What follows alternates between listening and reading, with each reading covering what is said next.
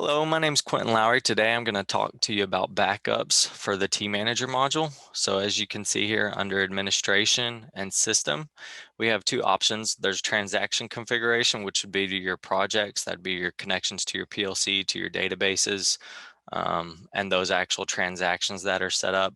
The complete appliance covers everything. So it'll be all your projects that the transaction configuration has in it, but it'll also be IP addresses, username, passwords.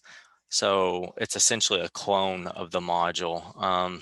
The transaction configuration is going to be saved as an XML file, whereas the complete appliance is going to be saved as a .back file. You can see that's noted right here in the GUI. So with that being said, it just depends on your situation for what you're wanting to do. You'd use the transaction configuration, for example, if say you had a sister site and you wanted to just take the project from one module and move it to another one if it's very similar, and that way you save some work doing that. But if you have a real critical system and you want to make sure that you have a replacement in case a particular module went down or was to get damaged, you'd want to use the complete appliance backup. So when you click the backup and we're doing a complete appliance backup, you can see it asks you where you want to save the .bak file. You can name it whatever you want. We automatically put the name of the appliance and the date that we have in there. So you can hit save. And then once you have that, when you do the restore,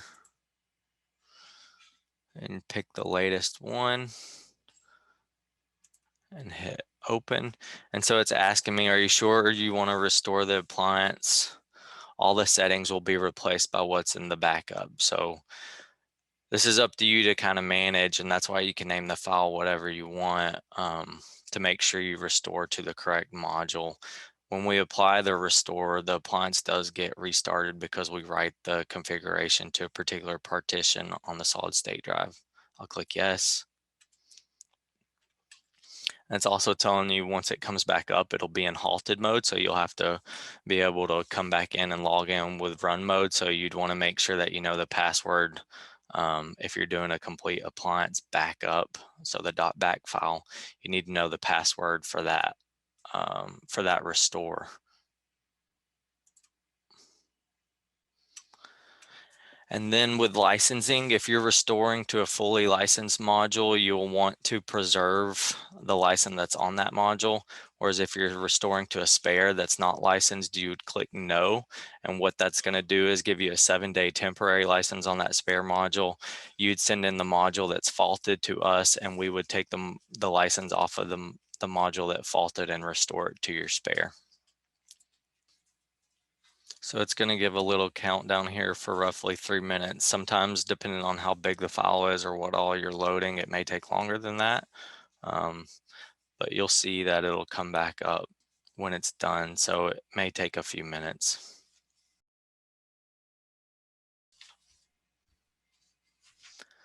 Okay, now once your module comes back up and you reconnect with the GUI, you can come to the top right-hand corner up here, set the appliance to run. It's asking me, am I sure I want to do this? I say yes. It should turn green and say running.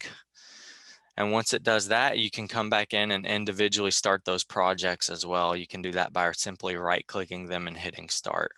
Thank you so much. That's how you do a module restore for the tManager.